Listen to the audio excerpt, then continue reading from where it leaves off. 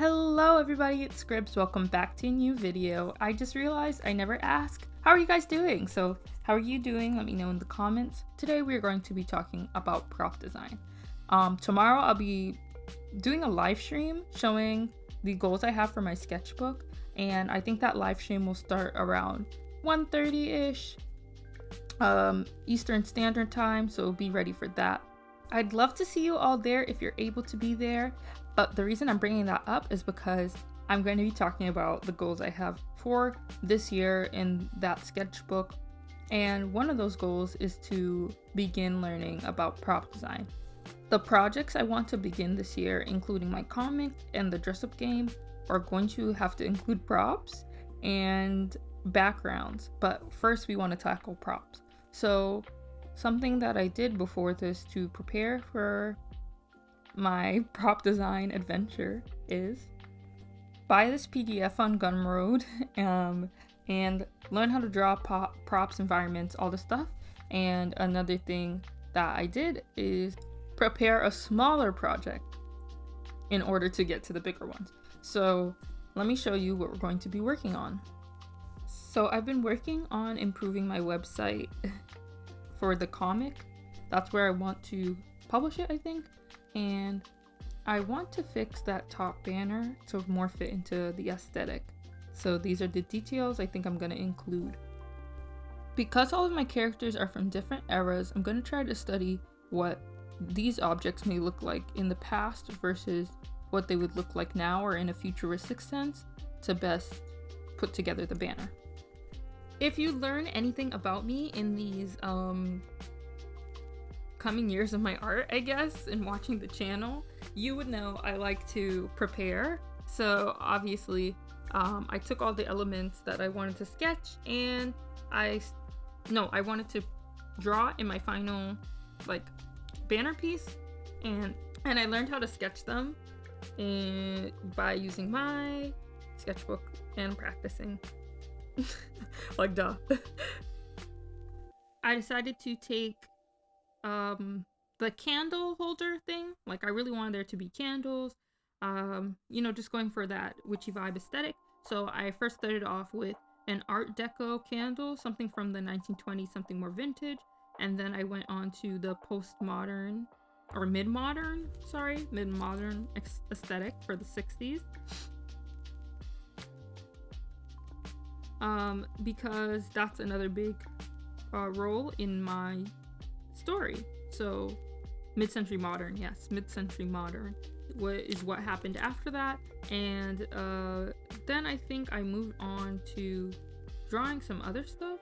I don't really remember because I stopped filming since it was getting dark, and I was filming this kind of at nighttime with my lamp. I think the lighting is okay, but it could have been better. I didn't render them, which I think is actually the hardest part, and the part that I'm having the most trouble with is rendering my objects or my props. So learning how to draw them, a lot of it was about symmetry and how when you sketch by hand you have to be really careful in order to get a symmetrical look. But I also realized that with props you kind of want it to look a bit more wonky, to have a more authentic feel and to not feel so stiff. So things will feel more lively if something might be a little out of whack. So I tried to look for that in my references and try to emulate that and not be so strict on myself when I'm messing up a little. And also it's more about the gist and the shape and just knowing that what I'm representing, like a candle holder, it is being seen that way by the audience rather than I'm drawing something perfect from reference, which is hard to come to terms with, I think, because I was I think it's when you're stuck in that first phase when you first start drawing of trying to represent something exactly how you see it on exactly how you see the reference, and you try to get everything so right and so realistic. And then now that I've done so much stylized stuff, it's kind of well, I don't want to do it completely realistic anymore, and I'm just how do I stylize it a bit, I guess. I know a lot of it also comes in with the rendering, and I was deciding maybe I would render my things a little bit different. Later on, I'm going to color and render a pumpkin, and I think that's kind of the aesthetic or style that I will be going for when it comes to props and maybe even the coloring of the comic.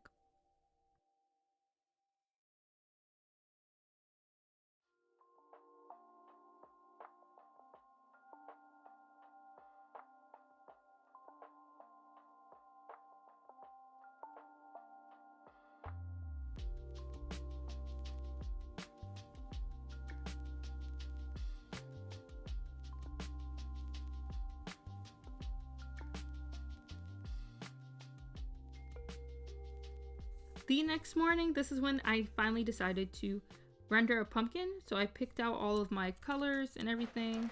And here's my huge drawer of old markers that I like kind of don't use anymore because they're like older editions or the ink isn't the greatest, you know. And I was like, let me just find a bunch of orange markers so I can render this pumpkin. And oh my gosh, I really love how it turned out. I was really surprised at myself and my ability when I did this, because I think for the most part when I'm drawing and I'm trying to do something new like rendering, I do the thing where I revert to the beginning, you know? I'm trying to replicate the reference as closely to the source material rather than remembering. I like to keep things simple. I like to keep things stylized. Semi-realism isn't even necessarily the ballpark I'm trying to touch. So if I'm going to be trying to draw a pumpkin, I'm trying to draw it in my style, you know? So I only did one pumpkin for this thing, but ultimately I was like wanting to do the rest of the objects. I wanted to do the, what did I say? I wanted to do the cauldron, the mermaid's tail, the crystal ball, the pumpkin. I did the pumpkin. I want to do garlic, the cookbook, the wand, the potion bottles, and the crystals. So last night, I think I drew some potion bottles and I drew some cauldrons and I kind of figured out what I wanted to do. So it's going to be like piecing together all the materials and remembering that I also want to bring across a bunch of timelines. So, you know, I want to have the Art Deco, the mid-century modern, the Y2K, and the, I think, sci-fi futuristic vibe as well. Maybe a bit of what's that called, steampunk or something, like just throwing in a lot of eras into there so I can really combine my characters and their stories. So yeah, I kept going with the pumpkin and I think I actually really loved it. I showed my sister. I was very proud of myself, and yeah, it feels very weird to be in the space that I'm in, I think, because for a while there, it was like opposite. Like I was filming still and I was uploading stuff and I just wasn't as, I guess, hopeful or looking towards the future with my art or thinking much of it. But like right now, I don't know, I was having a great time with drawing and everything. So it was kind of really like, yeah, it was just really fun. And I don't know, I was just like, wow, I can't believe that I feel this way, I guess. I turned my brightness up on my computer and I'm like screaming my head off. I almost burned my eyes out. That's not even what I'm supposed to be doing. Like, instead of paying attention to what I'm drawing, I'm like, I'm gonna go surf the internet at the same time as I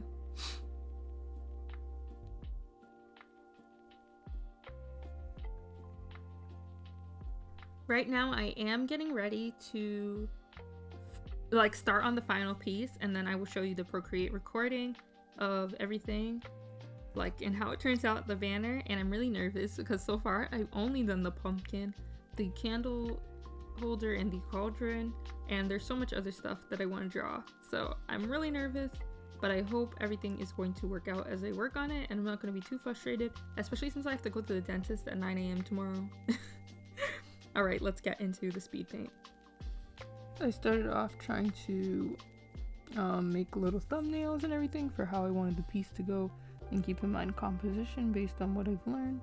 And then I just decided to kind of start, I struggled a lot doing this for perspective, and I tried to do 1 point perspective at first and then like measure out where everything would be, so that I would make it a little bit more of a busy desk, but then it didn't end up working out for a lot of the things I wanted to draw. So in the end I went with 2-point perspective, and I ended up drawing like over and over a lot of this stuff. Is really annoying. And I forgot to add garlic, I realized. Oops. But I think I added everything else besides garlic. Oh yeah, and I forgot to add wands as well. And it was just hard to do. I think I was struggling a lot, and it ended up taking way longer than I wanted it to. So in the end I got there, you know, like I made something in the end, but it really took me a long time to you know, do it, I guess. It was weird, I think, because I felt like, oh, I was finally getting it, and then I kept forgetting what I needed to do in order to, you know, accomplish the shapes and everything. So I'm still going to be working on my prop design. Yeah, this is definitely not the last time I'm going to be trying to do something like this, but you can see I did something wonky and I was going to go with it, but then I decided to start over from the beginning. I think I like how I shaded and colored, but the thing is rendering, so it's always going to be rendering, you know?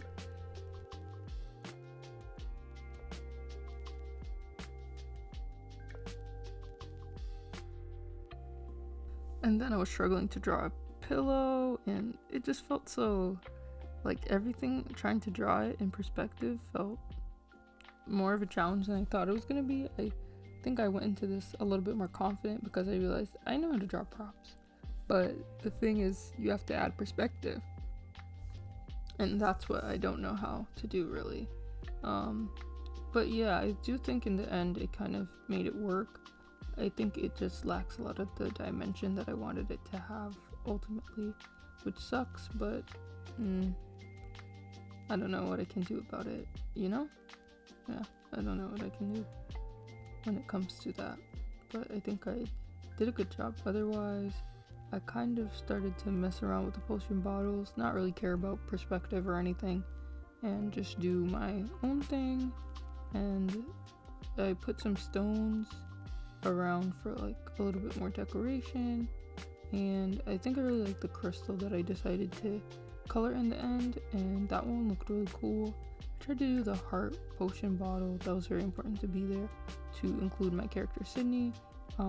Yeah, so I just don't think I have anything here that represents vampires. Unfortunately, that sucks, but I have everything else, I think, that represents everybody else. I just forgot I have a salt lamp because I thought it'd be cool to draw, I guess. I don't know why I drew the salt lamp. And then I did the candle holder Y2K one. I should have done the 1920s one. That would have represented Bobby, Theo, and Dante, which is like my version of the originals, I guess.